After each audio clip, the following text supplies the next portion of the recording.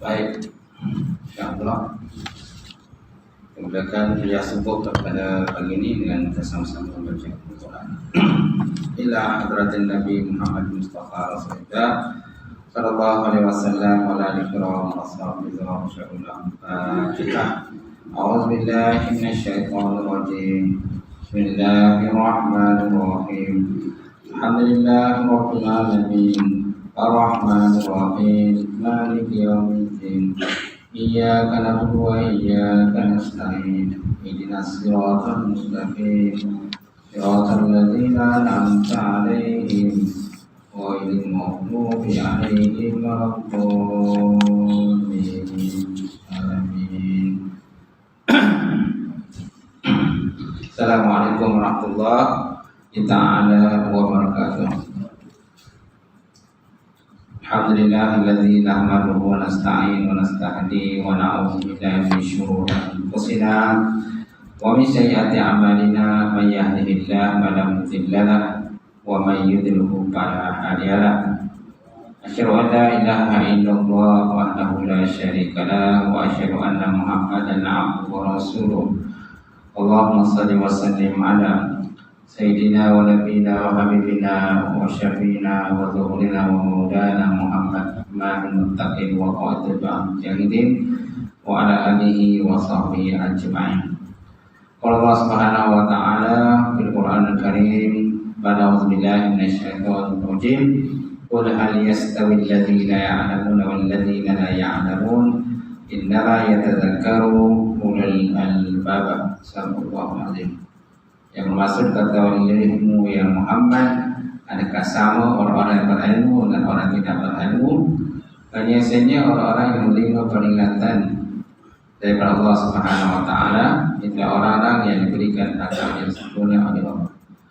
Waqala Nabi Sallallahu Alaihi wa ala alihi wasallam, kullu ummati yadkhulul jannah illa man aba. Qalu fa ya Rasulullah. Qala man ata'ani dakhala jannah wa man asani faqad aba. Yang bermaksud Nabi sallallahu alaihi wasallam telah bersabda, setiap daripada umat itu masuk ke dalam syurga kecuali orang-orang yang enggan. Lalu sahabat bertanya dengan Rasulullah, siapakah orang yang enggan?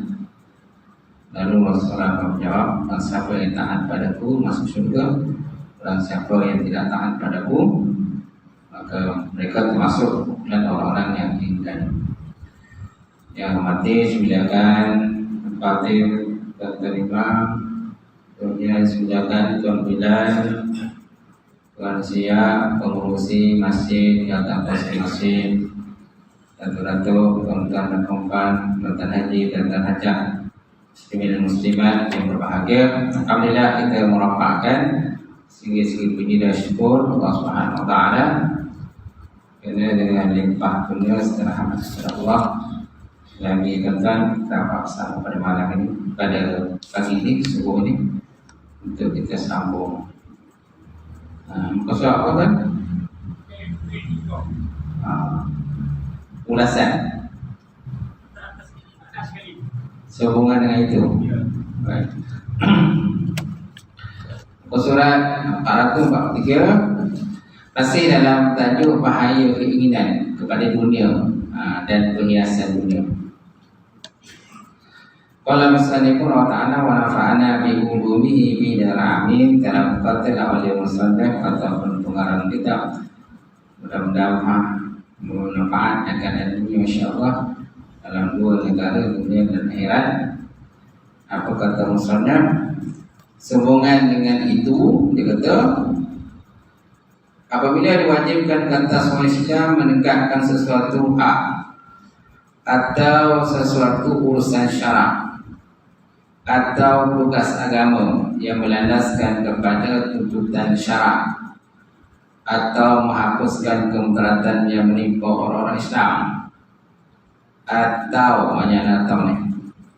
atau melemahkan unsur keburukan yang menimpa mereka, yang mengharuskan kepadanya mengeluarkan fatwa dalam dua keadaan tersebut, dan dia mempunyai kemampuan berbuat demikian, dan dengan pelaksanaannya terhadap tugas tersebut tidak pula menimbulkan fitnah dan kemudatan pada dirinya, menjadi kewajiban kepadanya menerima kekuasaan yang diserahkan kepadanya. Dia wajiblah menerima kekuasaan ataupun tanggungjawab tersebutlah tentu. Kemana kita minta jawatan tu, tapi ini untuk kemaslahatan ummah, kan? Kemaslahatan ummah. Jadi tengok orang lain tak ada, orang lain masing-masing tak nak jawatan tu, jadi kita kena ambil tanggungjawab lah. Itu pun kalau kita rasa kita layak, kalau tak layak tak payah ambil, kan? Kalau layak, kena ambillah pegang tanggungjawab untuk kemaslahatan ummah tadi.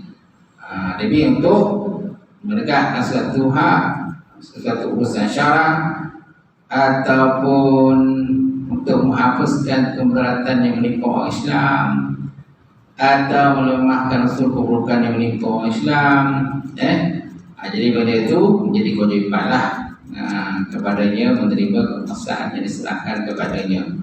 Itu tambah sekali pada ulama lah, ulama orang yang soleh, orang yang bijak pandai dalam agama, jadi mereka kena mengambil tanggungjawab. Itu.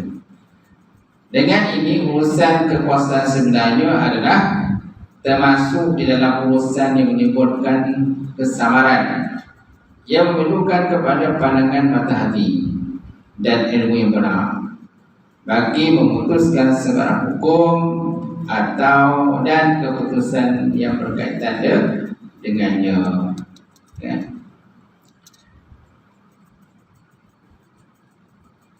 Jadi urusan kekuasaan sebenarnya adalah termasuk dalam urusan yang menimbulkan kesamaran, yang memerlukan kepada pandangan mata hati. Jadi nak memulakan satu hukum pun kena ada ilmu juga lah, dan ilmu yang kuat, mantap. Terutama sekali dalam bab fiqah. Bab fiqah kita tengoklah hukum yang diperlukan. Bab menakahan, kena fakar menakahan. Kalau bab ibadah, kena fakar dalam bab ibadah. Gitu kan? Kena banyak tempat-tempat rujukan.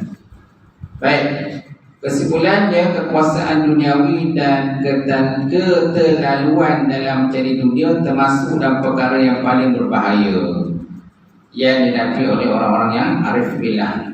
Orang-orang yang arif billah, termasuk arif, orang yang arif. Arif ni asal mana? Arif ni bijaksana orang. Arif ini al-jazmu mutabiqan bil waqi' bidalil. Disebut dalam kitab tauhid, dalam kitab tauhid kita usul tahqiq pernah ngaji kan? Siapa yang pernah ngaji kisah usul tahqiq tu, kat situ dia ada sebutlah permulaan mukadimah kitab tentang makna makrifat. Makrifat tu arif tu makrifat kan? Apa dia katakan makrifat? Al-jazmu mutabiqan bil waqi' bidalil. Jazam serta bertepatan dengan waqi', realitinya, berserta dengan dalil, hujah. Dalil, hujah, nas, Quran, hadis dan sebagainya. Jadi orang itu jazam lah. Ada juga jazam, ada juga orang yang jazam tapi tidak mutabiqul waqi', tidak bertepatan dengan realitinya. Itu bukan dinamakan sebagai makrifat. Dia jazam satu benda tu, katanya dia menyembah berhala, dia yakinlah yang berhala itu boleh memberikan kekuasaan pada dia, memberikan kekuatan pada dia, rezeki pada dia. Dia jazam juga, tapi tidak mutabiqul waqi', tidak bertepatan dengan realitinya, tetapi mukhalafah realiti, bersalahan dengan realitinya. Itu berserta kerana tak ada hujah pun, lebih pada hujah akal kan. Itu bukan dinamakan sebagai makrifat. Makrifat ini jika satu benda yang jazam, qat'i, putus 100% keyakinannya, serta mutabikul muwaqin, bertepatan dengan realitinya, serta dengan hujah dalil. Gitu. Banyaklah kita tauhid dan yang ada sentuhlah berkenaan dengan makrifat ataupun makrifat. Baik. Sebenarnya okey, dengan itu mereka mengambil sikap berhati-hati. Orang yang alhamdulillah dia kena berhati-hati dalam bab dunia ni kan. Kekuasaan dunia, keterlaluan dalam mencari dunia ni bahaya lah. Jadi mereka tidak fokus pada dunia ni, lebih pada akhirat. Mengambil sikap berhati-hati, ihzab, berhati-hatilah dalam semua aspek dan kehidupan. Manakala mengelakkan interaksi dengan pembukaan yang dibukakan oleh Allah Ta'ala di satu aspek yang lain. Jadi dia memperbaikkan hubungan dia dengan Allah Subhanahu Wa Ta'ala. Kemudian terdapat ijtihad yang dikeluarkan oleh sesengah ahli sufi. Syekh Sufi iaitu orang musyrik yang mempunyai keluasan hidup, yang membuatkan ia tak perlu bergantung kepada hamba-hamba Allah Subhanahu Wa Ta'ala yang lain. Malah dia mampu memberi manfaat kepada sahabat-sahabat dan rakan-rakannya. Orang yang musyrik seperti ini ternyata lebih baik. Lebih lagi di zaman kita ini, zaman yang mana sangat kurang pendokong-pendokong tasawuf mengambil manfaat daripada syekh-syekh mereka. Kerana melihat syekh-syekh itu, dia kata hidup dalam suasana kemiskinan dan sentiasa memerlukan bantuan daripada orang lain. Sebabnya kadang ada seorang lah, orang ni dia tak respect lah dengan tarikat ke, dia tak respect dengan tarikat, sufi dan sebagainya. Sebab bila dia tengok pada orang-orang tarikat ni, kan punya itu mereka kan, dia miskin, susah dan sebagainya. Jadi kalau nak hidup senang tak perlu dengan tarikat-tarikat ni kata. Gitu. Ini satu pandangan yang salah. Pandangan yang salah. Sebab sebenarnya yang orang-orang tarikat ni pun dia tak ada sibuk urusan dunia. Dia lebih kepada akhirat. Itu. Sehubungan dengan itu, perkara ini sebenarnya memerlukan bersikap waspada dan perlu berinteraksi dengannya berdasarkan bayangan fatwa yang meraihkan masa, tempat dan juga keadaan manusia itu. Baik, kemudian ulasan tambahan. Ketika mengulas tentang kekuasaan duniawi yang termasuk dalam kata-kata hikmah, Syekh Mu'ta'ilah dia kata in ragabatka bidayatu zahadatka an-nihayatu. In ragabatka bidayatu zahadatka an-nihayatu. Jika pada awalnya daripada sulu anda menyukai kekuasaan, maka pada masa terakhir daripada sulu engkau akan membencinya kekuasaan, pangkat, kedudukan, jawatan dan sebagainya. Ibnu Ajibah menjelaskan kekuasaan tidak kekal. Memanglah kekuasaan tidak kekal kan? Cukup masa time dia, orang lain pula akan ambil alih pula kekuasaan tadi. Kalaulah kekuasaan itu, jawatan itu contohnya seumur hidup, bila dah mati apa ya? Bila mati anak pula mungkin ambil kekuasaan itu, jawatan tadi. Ataupun waris terdekat, orang lain, warga lain dan sebagainya. Mereka pula akan berebut pula untuk mendapatkan jawatan bila orang yang memegang jawatan itu telah mati ataupun meninggal dunia. Tak? Gitu. Jadi Ibn Ajibah menjelaskan kekuasaan tidak kekal. Ia ialah seperti merasa mulia dengan harta, pangkat, hubungan keluarga, nasab dan juga lain-lain. Ada seorang manusia ni dia lebih pada nasab dah, keluarga dia, keturunan hebat-hebat kan,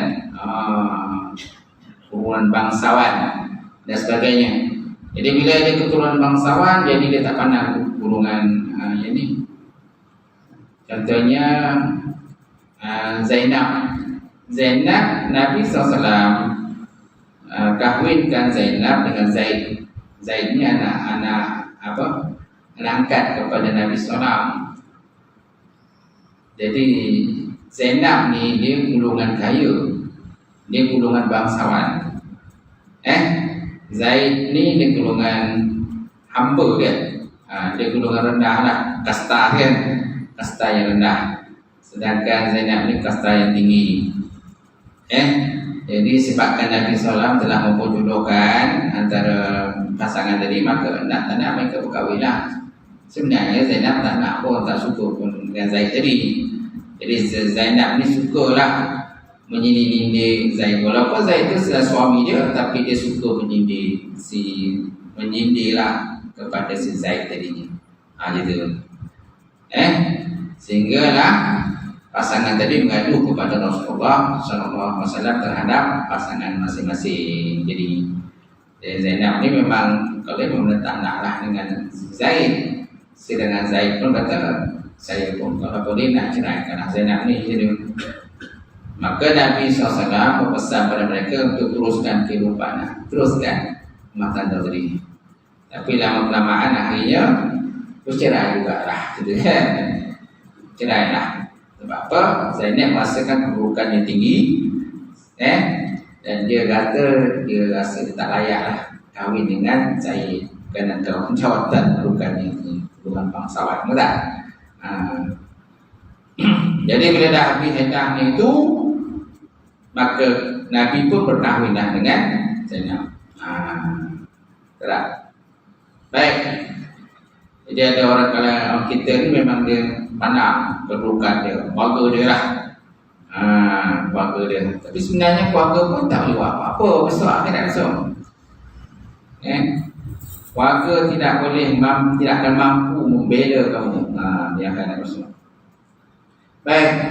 Jadi Ibn Ajibah menjelaskan kepuasan tidak kekal adalah seperti merasa mulia dengan pangkat, harta, hubungan keluarga dan lain-lain. Peringkat awal mempunyai perkara ini semua menimbulkan rasa manis kepada hawa nafsu dan runtuhan nafsu. Manakala peringkat akhir melahirkan kepahitan kerana luput kekuasaan tersebut. Nampak? Peringkat awal Malaysia berkobar-kobar semangat nakkan jawatan, nak kedudukan dan sebagainya. Pertama sekali kalau contoh Malaysia ni pilihan raya kan. Bila pilihan raya tu masing-masing berkobar-kobar, nanti aku akan pakai jadi YB lah, ada kan? Contohnya aja. Semua akan nak jawatan, kedudukan dan sebagainya. Tapi sebenarnya jawatan kedudukan juga menyebabkan satu keperitan juga misal. Bila kita gagal melaksanakan tanggungjawab dan amanah yang diberikan pada kita. Jadi peringkat awal mempunyai perkara ini semua menimbulkan rasa manis kepada hawa nafsu dan runtuhannya. Manakala peringkat akhir melahirkan kepahitan kerana luput kekuasaan tersebut. Walaupun luput dengan cara yang terlibat menemui kematian, ditambah pula akan meresikokan kerendahan dan juga kehinaan. Jadi sama ada orang yang ada kuasa itu meninggal dunia ataupun mungkin dijatuhkan oleh mula ambil dan sebagainya. Jadi kalau orang yang tidak fokus kepada jawatan tadi, kalau ada tak masalah kan. Jadi kalau jawatan itu hilang daripada dia tak ada apa-apa pun okey, biasa je. Gitu. Bagi orang yang terlampau taksub dengan jawatan, bila jawatan itu hilang, lepas tu dia dah mengelabah, mengelupu dan sebagainya kan. Macam mana dia nak mendapatkan sebuah jawatan tersebut, dia telah pun diambil orang lain gitu. Sehubungan dengan itu, Rasulullah SAW bersabda, alangkah baiknya perempuan-perempuan penyusu dan alangkah buruknya perempuan-perempuan yang berpisah dari menyusu. Alangkah baiknya perempuan-perempuan penyusu kan, dan alangkah buruknya perempuan-perempuan yang berpisah dari menyusu. perempuan menyusah. Jadi menyusu ni maknanya ini jawatan yang spesial untuk orang perempuan lah. Spesial perempuan. Bila perempuan tu ada anak, perempuan ada anak kan. Jadi bila Allah Ta'ala gunakan anak kepada orang perempuan, kan, sepatutnya dia ambil kesempatan untuk menyusukan anak dia dengan penuh kasih sayang dan sebagainya. Sebab benda tu dia tak akan ada pada orang yang tidak ada anak. Kepada orang yang tidak ada anak. Okay kan? Sebabnya ada orang suka pada anak ni dia nak juga anak kan. Sebab apa? Sebab dia nak merasai menyusukan anak. Menyusukan anak. Tak? Lelaki tak ada. Ada lelaki menyusukan anak? Tak ada. Dia hanya usul untuk perempuan yang menyusukan ni. Gitu. Lelaki menyusu adalah tetap. Tapi menyusukan anak itu tak ada. Dia hanya usul perempuan saja. Itu kelebihan Allah Ta'ala bagi pada orang perempuan menyusukan anak. So kalau siapa ada anak, ambil kesempatan menyusukan anak sendiri. Daripada dia bagi ke orang minum susu botol dan sebagainya, boleh menyusukan. Lagi kalau anak kita seorang, Allah Ta'ala takdirkan seorang ni anak tu, itu nak kesempatan sebaik semua. Ya. Dia pun menyusu pun 2 tahun dia. Habis 2 tahun habis lah. Tak ada lagi nak menyusu lah. Gitu. Jadi kata Nabi SAW, alangkah baiknya perempuan-perempuan penyusu, dan alangkah buruknya perempuan yang berpisah daripada menyusu. Sekiranya kemanisan peringkat permulaan mendorong anda untuk mendapatkan kekuasaan yang hancur binasa tersebut, kepahitan risiko akhir yang ditimbulkannya menjadikan anda mengelakkan diri daripadanya. Sekiranya anda cuba diperdayakan oleh keindahan zahir, hendaklah anda mengambil timbal dari penyesalan yang akan anda ratapi di akhir tindakan anda itu. Sekiranya kemanisan menerimanya mendorong anda untuk mendapatkannya, kepahitan natijah harinya akan mengelakkan anda. Ini dia punya pesan-pesan dia lah. Pesan-pesan dia, nasihat-nasihat dia, supaya kita jangan lampau-lampau lah dalam kedudukan, jawatan, pangkat dan sebagainya. Sebab besok semua akan tinggal kan. Nabi SAW bersabda, maksudnya bila seorang anak hamba, anak Adam itu mati, yang mengirimnya ke kubur itu ada 3 yang mengirim ke kubur. Pertama, harta dia. Kedua, kerabat dia. Ketiga, amalan dia. Daripada 3 tadi kembali 2, tinggal 1 kan. Yang kembali ialah harta kedudukan dia, jawatan semua kembali balik. Sebab jawatan tu takkan bawa masuk dalam kubur, betul tak? Lepas tu kaum kerabat semua kembali, kereta mewah semua kembali ke rumah balik. Yang tinggal amalan masing-masing. Itulah yang dibawa masuk ke dalam kubur, bertemu dengan malaikat yang terdapat dalam kubur, malaikat muka kiri. Itu. Baik, kemudian Syekh Abu Ali As-Saqafi Ta'ala pernah menyatakan bahawa celakalah kepada kesibukan dunia apabila ia mengadap, dan celakalah kepada penyesalan terhadapnya apabila ia berlalu pergi. Orang yang berakal tidak jenuh kepada sesuatu. Nampak? Orang berakal dia tak fokus kepada dunia ini. Sebab Nabi SAW bersabda, izhad bid dunya yuhibbuka Allah, izhad bima bainan nas yuhibbukan nas. Zuhud kamu hidup dalam dunia, dan saya kamu. Izhad bid dunya yuhibbuka Allah, zuhud kamu hidup dalam dunia, dan saya Allah Ta'ala mencintai kamu. Izhad bima bainan nas, zuhud oleh kamu di antara perkara yang pada sisi manusia, dan saya kamu akan dicintai oleh manusia. Izhad bima bainan nas, bukan nas, dan kamu akan dicintai oleh manusia. Okay?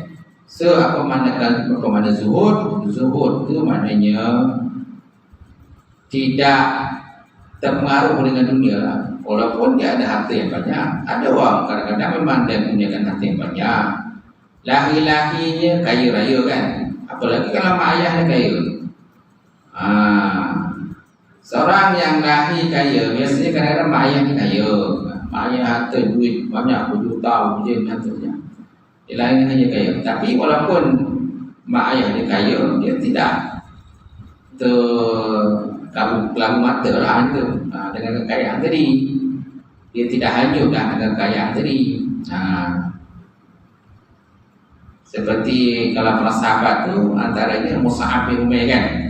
Mus'ab bin Umair ni, dia ni asalnya memang bukan Islam lah. Dia ni anak golongan orang kaya, bangsawan.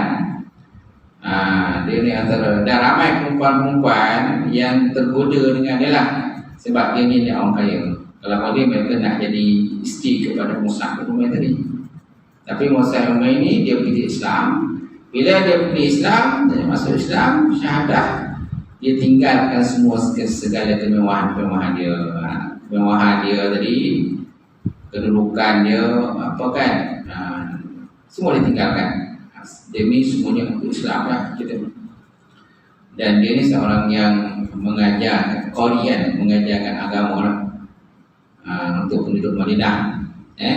Dia ni salah seorang daripada nakib yang dilantik oleh Nabi SAW sebelum Nabi berhijrah untuk mengajar orang Madinah. Sebelum daripada peristiwa hijrah itu Mus'ab bin Umair. Baik. Seterusnya, orang yang berakal tidak cenderung pada sesuatu. Jika dia cenderung pada sesuatu itu menjadi fitnah kepadanya. Dan apabila dia mengundurkan diri, ia menjadi penyesalan kepadanya. Kalau dia mengundurkan diri, dia penyesalan pada benda yang dicenderung tadi lah. So jangan kita cenderung kepada sesuatu itu. Tidak dengan orang berhijrah. Ada tu yang berhijrah tu, Abu Qais, Ummul Qais kan, dalam peristiwa hijrah. Kalau tuan baca hadis tu, hadis innamal a'malu binniyat. Sungguh setiap amalan itu berdasarkan niat. Wa innamal likulli imri'in ma nawa. Setiap orang itu di atas apa yang diniatkan. Dalam pembahasan hadis itu dia ada sebut dalam kitab hadis 40 kita arba'in kan, berkenaan dengan Ummul Qais, muhajir Ummul Qais. Orang berhijrah tapi itu berkahwin dengan Ummul Qais, orang lelaki itulah. Dia tengok orang berhijrah, dia pun berhijrah. Jadi dia lelaki ini dia cinta dengan Ummul Qais ni. Dia cantik lah, mungkin cantik lah kot. Nak kahwin mungkin Ummul Qais kata, kalau kau nak kahwin dengan aku, kena berhijrah sekali. Kau masuk Islam, dia berhijrah bersama dengan Rasulullah SAW. Sebab mungkin berhijrah. Jadi kisah dia tadi popular lah di kalangan para sahabat. Sehingga kan dia ni digelar sebagai muhajir Ibnu Qais. Orang berhijrah tetapi kan nak kahwin dengan Ibnu Qais. Gitu. Dia berhijrah bukan kerana Allah SWT, tapi berhijrah kerana Ibnu Qais. Baik. Alif Lain Syair pernah mengatakan syair, barang siapa yang memuji dunia kerana sesuatu yang menggembirakannya, barang siapa yang memuji dunia kerana sesuatu yang menggembirakannya, demi umurku tidak berapa lama selepas itu dia akan mencelanya semula. Dia akan mencela dunia balik. Apabila dunia itu berundur, ia menimbulkan penyesalan kepada orang yang mengejarnya. Bila umur dunia itu mengundur daripada dia, dia akan timbul penyesalan kepada dia kerana sibuk dengan kerja dunia. Pada dunia ni macam apa tu? Ibaratnya tu, dunia ni berkenaan sama seperti air laut. Seperti air laut dunia ni. Selagi kita minum, dia masin. Dia tidak akan menghilangkan dahaga kan. Dia tidak akan menghilangkan dia. Izhad fid dunya. Kan? Izhad fid dunya bibuka Allah. Izhad fi ma bainan nas bibuka nas tu. Itulah kenaan dunia kan. Jadi kita ditegah daripada sibuk mengejar dunia. Tapi nak tinggalkan dunia langsung pun tak boleh juga. Sebab kita pun masih ada tanggungjawab tentang dunia ni. Baik. Kemudian dah bila dia menghadap, dia melahirkan banyak kesedihan kepada orang yang ingin mendapatkan dunia. Menurut Ibn Ubay, bagi orang-orang yang berakal, membendung kerosakan adalah lebih penting berbanding mengutamakan kemaslahatan. Betul? Bagi orang yang berakal, kita bendung kerosakan itu adalah lebih penting daripada kita mengutamakan kerosakan. Betul tak? Kaedah kita kan? Gitu.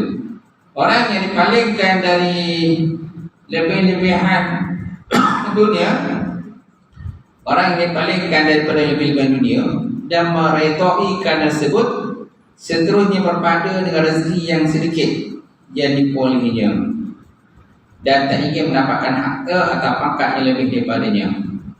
Cukuplah dengan apa yang dia ada. Dan sebab bila banyak jawatan tu lagi banyak tanggungjawab dan amanah, kan? Adalah merupakan orang memiliki akal yang sempurna dan mempunyai warasan yang baik terhadap diri sendiri, kerana dia telah membendung kerosakan daripada meninggal dirinya. Rasa sedih yang datang kerana meninggalkan lebihan nikmat tersebut disebabkan melihat kepada kegembiraan Nipoli di negara awal. Padahal tak lama selepas itu akan hilang dan seterusnya akan menimbulkan kerehatan yang berpanjangan, sebagaimana yang sering nyatakan oleh setengah pada syair. Kata syair, dia kata, siapa yang tidak mahu melihat sesuatu yang menyakitkannya, janganlah dia mengambil sesuatu yang ditakuti akan hilang tidak lama selepas itu. Kebaikan individu kesemuanya bertukar menjadi keburukan apabila manusia menjangkaui had yang dibenarkan, menjangkaui melebihi had yang dibenarkan. Dia tinggilah kata dia, penuh dengan analogi, penuh dengan balaghah dia, metafora dan sebagainya, kan? Dia tu penuh dengan kiasan-kiasan lah gitu, sindiran-sindiran pada kita lah, supaya kita jangan fokus lah sangat tentang dunia ni, kan? Lebihkan dalam konteks beribadah kepada Allah Subhanahu wa ta'ala lah gitu. Sesiapa yang tidak mahu melihat sesuatu yang menyakitkan, dia kata, janganlah mengambil sesuatu yang ditakuti akan hilang tak lama selepas itu. Itulah kedudukan ni bukan yang boleh kekal lama pun. Betul tak? Bukan kekal lama pun. Paling lama pun 10 tahun, 20 tahun. Lepas tu orang dah tak nak pakai lah, kan? Orang akan ambil orang muda pula, kan?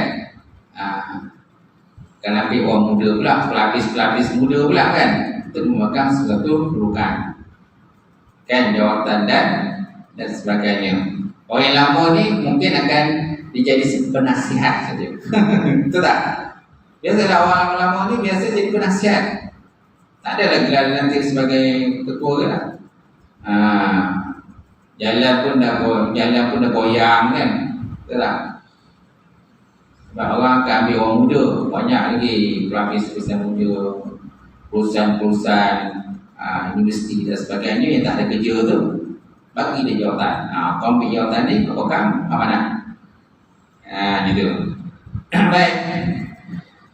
Dikatakan pada setengah ahli sufi, kenapa Tuhan tidak merasa bercita? Katakan pada setengah ahli sufi, dia kata, kenapa Tuhan tak merasa bercita? Jawabnya, kerana saya tidak menghiraukan sesuatu yang boleh menduka citakan saya apabila kehilangan. Kenapa Tuhan ni tak sedih? Oleh semua sedih. Sebab apa? Dia kata, aku tak ada sibuk nak urusan-urusan dunia sangat ni, kata. Kerana saya tidak menghiraukan sesuatu yang boleh menduka citakan saya apabila saya kehilangan. Sebab banyak orang bila hilang jawatan kedudukan, dia sedih. Dia sedih, kan? Itu. Dia tak lagi bergaul dengan orang ramai. Bila ada jawatan baru nak bergaul dengan orang ramai. Tak ada jawatan tak bergaul. Dia senyap gitu, kan? Gitu. Baik, benda yang dijadikan bahan gembira adalah lebih merupakan benda yang menjadi duka cita. Ini besar, tinggilah punya kiasan ni.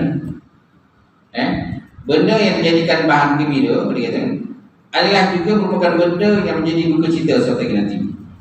Jika benda yang menggembirakan sedikit, perkara yang duka cita yang timbul daripada benda itu tadi akan sedikit juga, dia kata.